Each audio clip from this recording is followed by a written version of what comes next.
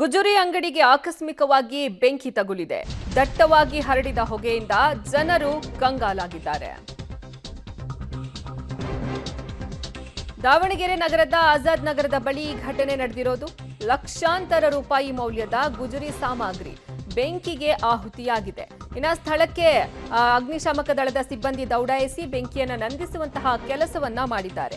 ಗುಜರಿ ಅಂಗಡಿಗೆ ಆಕಸ್ಮಿಕವಾಗಿ ಬೆಂಕಿ ತಗುಲಿ ದಟ್ಟವಾದ ಹೊಗೆ ಆವರಿಸಿಕೊಂಡಿತ್ತು. ಇನ್ನು ಈ ವೇಳೆ ಅಲ್ಲಿದ್ದಂತಹ ಜನರು ಕಂಗಾಲಾಗಿದ್ರು.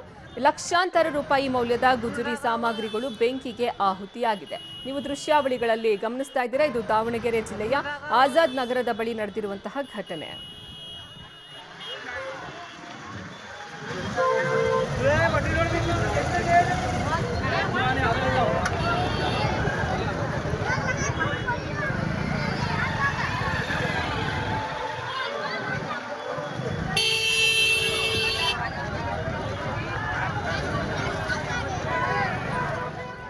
ಇದು ದಾವಣಗೆರೆ ಜಿಲ್ಲೆಯ ಆಜಾದ್ ನಗರದ ಬಳಿ ನಡೆದಿರುವಂತಹ ಘಟನೆ. ಒಂದು ಗುಜರಿ ಅಂಗಡಿಗೆ ಆಕಸ್ಮಿಕವಾಗಿ ಬೆಂಕಿ ತಗುಲಿ ಈ ರೀತಿ ದಟ್ಟವಾದ ಹೊಗೆ ಆವರಿಸಿದೆ. ಇನ್ನು ಗುಜರಿ ಅಂಗಡಿಯಲ್ಲಿ ಇದ್ದಂತಹ ಲಕ್ಷಾಂತರ ರೂಪಾಯಿ ಮೌಲ್ಯದ ಗುಜರಿ ಸಾಮಗ್ರಿಗಳು ಬೆಂಕಿಗೆ ಆಹುತಿಯಾಗಿದೆ.